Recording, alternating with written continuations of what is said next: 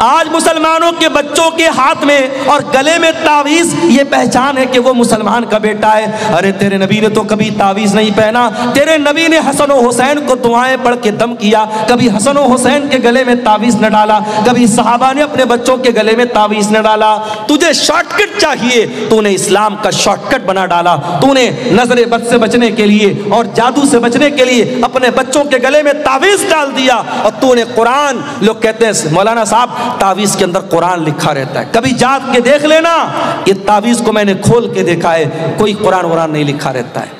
تعویذ کے اندر قرآن نہیں، شرکیہ چیزیں لکھی رہتی ہیں، یا جبریل یا میکائیل یا اسرافیل، فرشتوں کو پکارا جاتا ہے، فرشتوں کو اللہ کے سوا پکارا جاتا ہے۔ اور اگر 2 منٹ کے لیے مان بھی لیا جائے کہ تعویذ کے اندر قرآن لکھا ہے، تو قرآن تعویذ میں آپ پہنے ہوئے ہیں، اسی حالت میں بیوی سے ملاقات کر رہے ہیں، اسی حالت میں لیٹرین میں جا رہے ہیں، اسی حالت میں باتھ روم میں جا رہے ہیں، کیا یہ قرآن کی بے حرمتی نہیں ہے؟ کیا یہ قرآن کا اپمان نہیں ہے؟ میرے پیارے ساتھی، ہر اس عمل سے بچو جو اللہ کی توحید سے ٹکرانے والا ہو۔ یاد رکھو میرے بھائیوں، اگر توحید گڑبڑ ہے، اللہ کے ہم کبھی کامیاب نہیں ہو سکتے، اس لیے کہ اللہ قرآن میں کہتا ہے انہو من یشرک باللہ فقد حرم اللہ علیہ الجنہ، جو اللہ کے ساتھ شرک کرے گا اس کے اوپر اللہ نے جنت کو حرام کر دیا ہے، ومأواہ النار، اور ایسے انسان کا ٹھکانہ جہنم ہے، وما للظالمین من انصار، اور شرک کرنے والوں کا کوئی مددگار نہیں ہوگا، مشرک کا کوئی مددگار نہیں ہوگا۔ جب آج علی بن حسین کا انتقال ہوا اور ان کی پیٹھ کے اوپر وہ بورے کے موٹے موٹے نشان پائے گئے، تب دنیا والوں کو پتا چلا ان غریب پریواروں کے گھر میں راشن پہنچانے والا کوئی اور نہیں تھا، وہ نبی کے اہل بیت کا اور نبی کے گھرانے کا ایک انسان تھا، وہ علی بن حسین تھے، وہ امام زین العابدین تھے، وہ حضرت حسین کے بیٹے تھے۔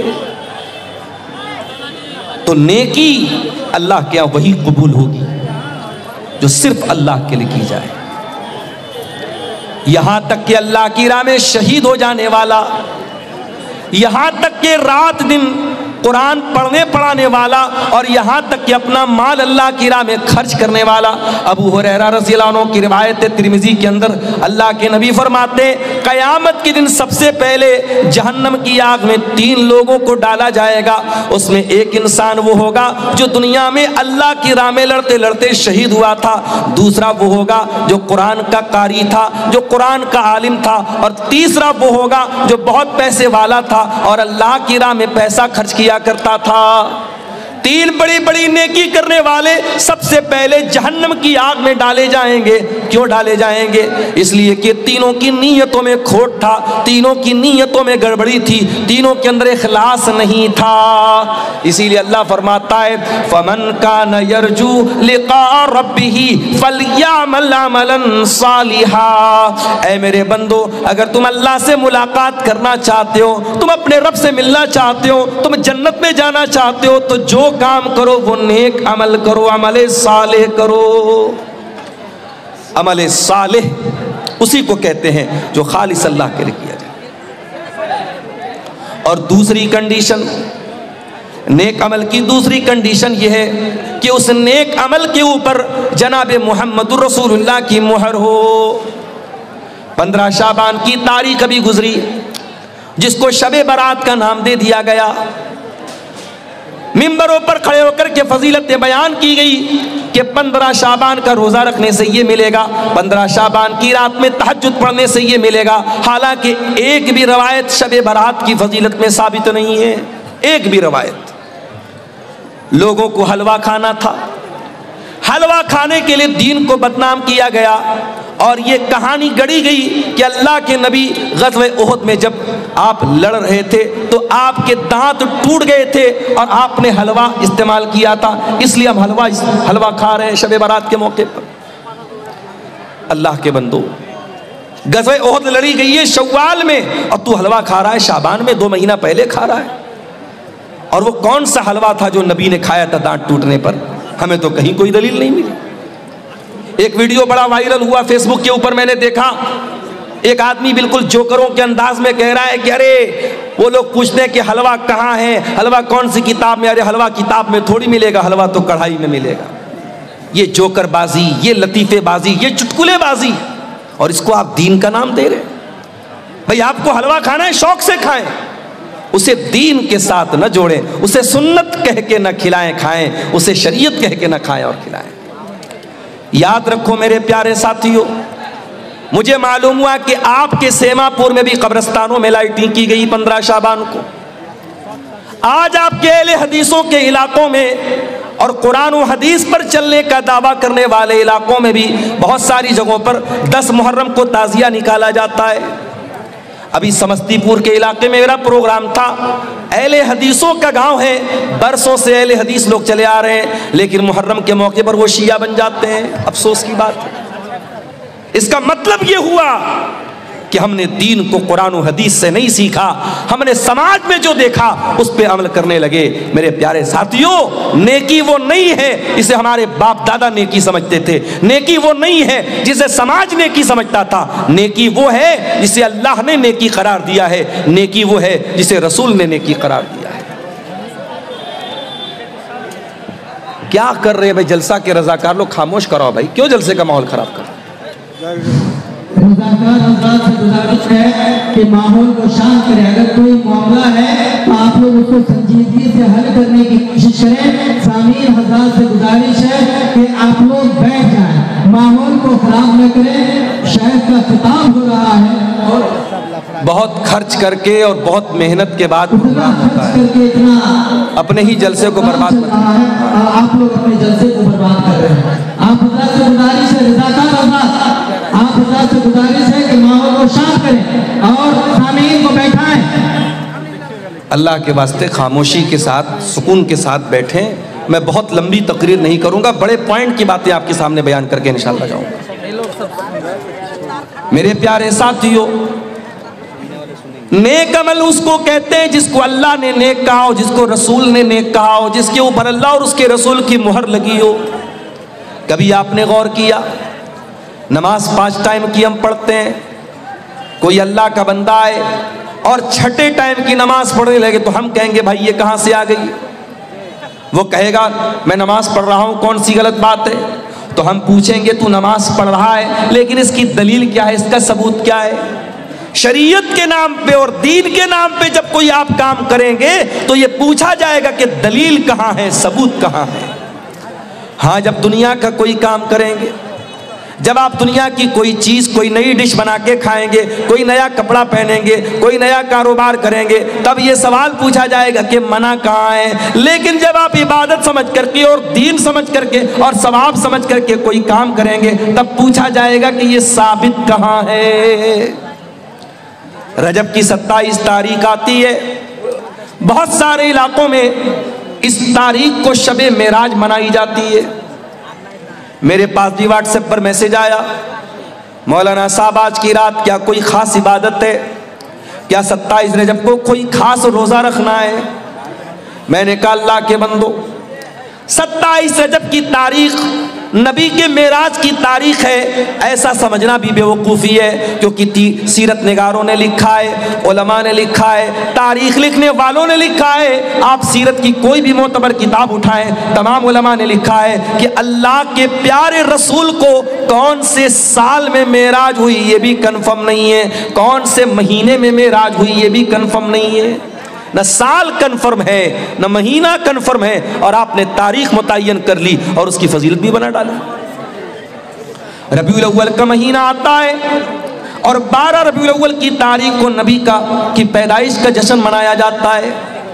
لوگ سڑکوں پر بڑے بڑے ڈی جے لے کر کے نکلتے ہیں، جوان جوان لڑکیاں سج سور کر کے نکلتی ہیں، نوجوان لڑکے بھی ٹوپی لگا لگا کر کے نکلتے ہیں، جھوم جھوم کر کے نبی کی نعتیں پڑھتے ہیں، اور یہ سمجھ کر کے یہ کام کیا جاتا ہے کہ ہم نبی سے بہت پیار کرنے والے اور نبی سے بہت محبت کرنے والے ہیں۔ یاد رکھو میرے پیارے ساتھیوں، ہم نبی سے جتنا بھی محبت کا دعویٰ کر لے، ہم ابو بکر سے زیادہ تو نبی سے پیار نہیں کرتے، ہم عمر سے زیادہ تو نبی سے پیار نہیں کرتے، عثمان سے زیادہ تو نبی سے محبت نہیں کرتے، ہم علی سے زیادہ تو نبی سے محبت نہیں کر سکتے، ہم صحابہ سے بڑھ کر کے نبی سے پیار نہیں کر سکتے. جب صحابہ نے نہ کوئی جلوس نکالا ہے نہ کوئی جشن منایا ہے, ہر سال ربیع الاول آتا رہا, 12 تاریخ آتی رہی, جب صحابہ نے کوئی جشن نہیں منایا, اس کا مطلب کہ یہ جو دین سمجھ کر کے آپ 12 ربیع الاول کو منا رہے ہیں, یہ میڈ ان انڈیا ہے. یہ دین میڈ بائی رسول نہیں ہے, میڈ بائی اللہ نہیں ہے, یہ میڈ بائی ہیومن ہے. یہ آپ کے ذریعے بنایا گیا دین ہے, اور جو انسانوں کے ذریعے بنایا گیا دین ہو وہ دین شریعت کے اندر وہ آتھینٹک نہیں ہے, اور شریعت میں اس عمل کو نیک نہیں مانا گیا ہے. اسی لیے اللہ فرماتا ہے جس کو اللہ سے ملاقات کرنا ہے فَلْيَعْمَلْ عَمَلًا صَالِحًا, تو وہ جو بھی عمل کرے نیک عمل کرے.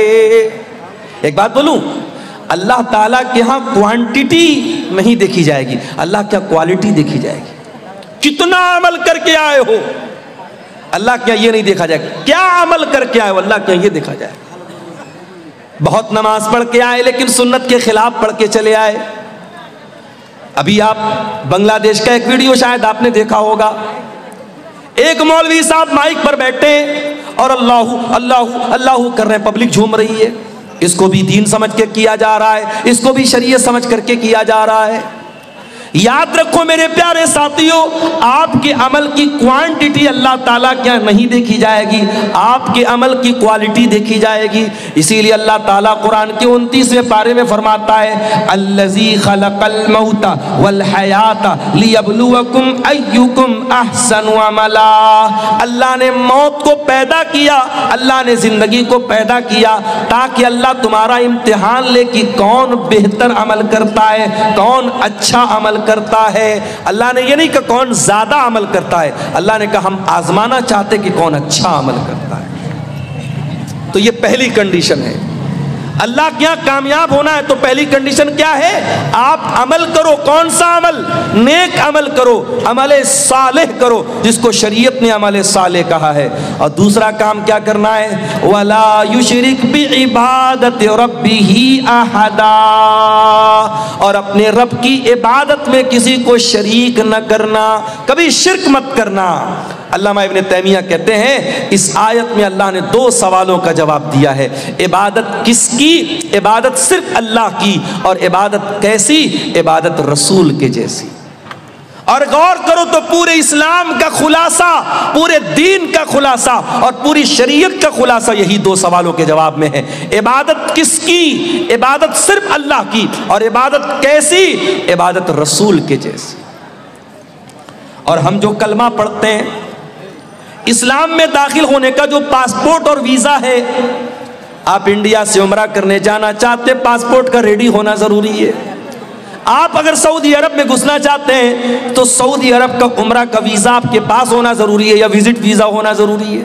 شریعت میں, اسلام میں آپ آنا چاہتے ہیں, آپ مسلمان ہونا چاہتے ہیں, اسلام کا پاسپورٹ کیا ہے, اسلام کا ویزا کیا ہے؟ اشہد ان لا الہ الا اللہ واشہد ان محمدن عبدہ ورسولہ. میں گواہی دیتا ہوں اللہ کے سوا کوئی عبادت کے لائق نہیں, اور میں گواہی دیتا ہوں کہ محمد صلی اللہ علیہ وسلم اللہ کے بندے اور رسول ہیں. یہی تو ہے ہمارا پاسپورٹ, یہی تو ہے جنت کا پاسپورٹ, یہی تو ہے اسلام کا پاسپورٹ. اور اس میں 2 چیزیں ہیں, میں اللہ کے سوا کوئی معبود نہیں, اس کی گواہی دیتا ہوں. یہ پہلے سوال کا جواب. عبادت کس کی؟ عبادت صرف اللہ کی. اور دوسری گواہی کیا دیتے ہیں, وَأَشْهَدُ أَنَّ مُحَمَّدًا عَبْدُهُ وَرَسُولُهُ, اور میں گواہی دیتا ہوں کہ محمد صلی اللہ علیہ وسلم اللہ کے بندے اور اللہ کے رسول ہیں. او براری والو, او سیما پور والو, بڑے افسوس کے ساتھ کہنا پڑتا ہے, آپ نے نبی کا کلمہ تو پڑھا ہے, اشہد ان محمد رسول اللہ کا کلمہ تو ہم اور آپ پڑھتے ہیں, مگر افسوس کی بات ہے زندگی کے بہت سارے معاملات ایسے ہوتے ہیں جہاں ہم نبی کے طریقے کو اپنانے کو تیار نہیں ہیں. ابھی ایک بھائی مجھ کو ملے, کلیا چک کے رہنے والے, آپ کے اس علاقے میں اکثر آنا جانا ان کا ہوتا ہے. انہوں نے بتایا مولانا ذرا اس پر بھی آپ بولیے گا, آج سیما پور کے اس علاقے میں, اس بستی میں آج بھی لمبا چوڑا جہیز لیا جاتا ہے, تلک لیا جاتا ہے. او مسلمان, تو غریب بیٹی کے باپ سے بھی جہیز کی ڈیمانڈ کر رہا ہے، وہ بیچارہ بینک سے لون لے کر کے تجھ کو جہیز دے رہا ہے، تیری ڈیمانڈ پوری کر رہا ہے، اور تو بڑا سینہ چوڑا کر کے کہتا ہے میں تو اہل حدیث ہوں، میں تو قرآن و حدیث پر چلنے والا ہوں، میں تو اہل حدیث علماء کی تقریریں سنتا ہوں۔ ارے تو کیسا مسلمان ہے، تو کیسا اہل حدیث ہے، تو کیسا قرآن و حدیث پر چلنے والا ہے؟ کیا تو نے قرآن کی آیت نہیں پڑھی؟ لقد کان لکم فی رسول اللہ اسوۃ حسنہ۔ اے مسلمانوں، تمہارے رسول تمہارے لیے نمونہ ہے، اور جب نبی نمونہ ہے تو جس طریقے سے نماز کے لیے نبی نمونہ ہے، روزہ میں نبی نمونہ ہے، حج میں نبی نمونہ ہے، زکوٰۃ میں نبی نمونہ ہے، اسی طریقے سے میرے پیارے بھائیو شادی بیاہ میں بھی نبی نمونہ ہے۔ نبی نے تو نو بیویوں کو اکٹھے رکھا نا، نبی نے تو 4 بیٹیوں کی شادی کی نا۔ مجھے کوئی ایک دلیل لا کے دے دو کہ نبی سے کسی بیٹی کی شادی کے ٹائم نبی سے ڈیمانڈ کی گئی ہو، یا نبی نے اپنی کسی شادی کے ٹائم ڈیمانڈ کی ہو۔ او لوگو، تم نے تو شادی بیاہ کا سارا سسٹم ہی خراب کر ڈالا۔ تم نے شادی بیاہ کو لڑکیوں کے لیے ایک بہت بڑا ابھیشاپ بنا ڈالا، ایک بہت بڑا کلنک بنا ڈالا۔ جس کے گھر میں 4 بیٹی ہو جائے وہ بیچارہ تو آدھا تو ایسے ہی بیمار ہو جاتا ہے کہ 4 بیٹیوں کی شادی کرنا ہے۔ جس گھر میں 4 جوان بیٹیاں ہوں اور باپ بیچارہ مزدور ہو تو باپ بیچارہ روزانہ اسی غم میں جیتا ہے کہ 4 جوان بیٹیوں کی شادی کیسے کروں گا۔ وہ لوگوں، تم نے تو بیٹیوں کی شادی کو اتنا مشکل کام بنا ڈالا کہ آج اس کام کو پورا کرنے کے لیے لوگ اپنی زمین اور مکان تک بیچ ڈالتے ہیں۔ اور کبھی آپ نے غور کیا کہ آج کے اس دور میں بھی بھارت سرکار کو یہ نعرہ کیوں لگانا پڑتا ہے کہ بیٹی پڑھاؤ بیٹی بچاؤ؟ بیٹی بچانے کا نعرہ یہ کیوں لگانا پڑتا ہے؟ کیونکہ 2025 کے اس ترقی کے دور میں جب ہمارے بھارت کا جھنڈا چاند کے اوپر بھی لہرا رہا ہے، آج بھی بھارت میں لاکھوں بچیوں کو ماں کے پیٹ میں مار دیا جاتا ہے۔ الٹرا ساؤنڈ کے ذریعے ان کو جانچ کر کے کہ ماں کے پیٹ میں لڑکی پل رہی ہے، اس کو ماں کے پیٹ میں ہی ختم کر دیا جاتا ہے۔ اگر آپ اس کے اسباب پر غور کریں، اس کی وجہ پر غور کریں تو بہت بڑی وجہ لڑکیوں کی شادی میں آنے والی پریشانیاں ہیں۔ نہیں چاہتے لوگ کہ ہم یہ بوال کیوں پالیں، ہمیں نہیں چاہیے لڑکی، لڑکا ہوگا تو لائے گا اور لڑکی ہوگی تو لے کے جائے گی۔ یہ سوچ ہے آج سماج کی میرے پیارے ساتھی۔ او لوگوں، شریعت 2 چیزوں کا نام ہے۔ عبادت کس کی؟ عبادت صرف اللہ کی، اور عبادت کیسی؟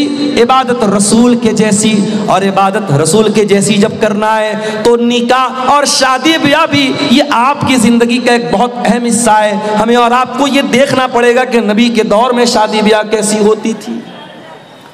اور ایک بات بولوں آپ سے، ہمارے نبی نے جو کام کیا ہے وہ کام کرنا بھی عبادت ہے، اور جو ہمارے نبی نے کام نہیں کیا ہے اور کرنے کا تقاضا تھا وہ کام نہ کرنا بھی عبادت ہے۔ مثال کے طور پہ اللہ کے نبی خانہ کعبہ کا طواف کرتے تھے۔ خانہ کعبہ کے 4 کونے تھے، ایک کونے کا نام حجر اسود تھا، ایک کونے کا نام رکن یمانی، اور 2 کونے اور تھے جو رکن شامی کہلاتے تھے۔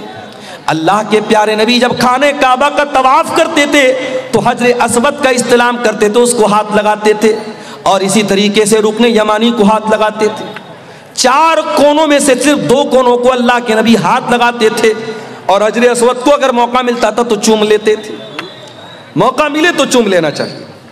جو لوگ حج کرنے جاتے ہیں، عمرہ کرنے جاتے ہیں، وہ دیکھتے ہوں گے کہ خاص طور سے جو افریقہ والے، سوڈان والے موٹے موٹے ہوتے ہیں نا، یہ کسی اور کو آگے آنے ہی نہیں دیتے۔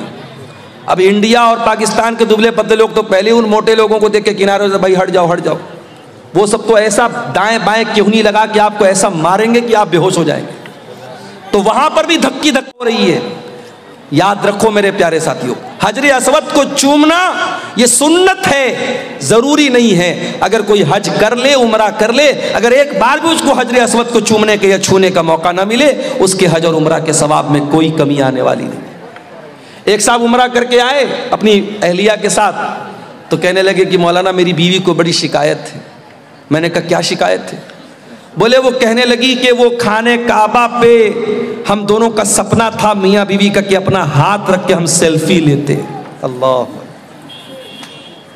अब खाने काबा के पास भी ये नौटंकी हो रही है, वहां पर भी मियाँ बीवी दोनों अपना हाथ रख के फोटो ले रहे हैं और फिर उसको डीपी बनाया जाता है कि ये हमने ये काम, बहुत बड़ा काम कर दिया।